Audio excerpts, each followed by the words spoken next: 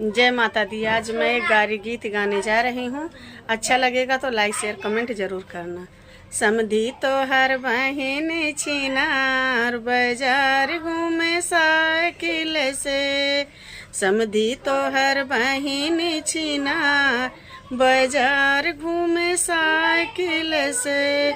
कोई मारे अगले कोई मारे बगले, कोई मारे अगले कोई मारे बगले, कोई लेके हो जाला फरार बाजार घूमे साइकिल से। कोई लेके हो जाला फरार बाजार घूमे साइकिल से।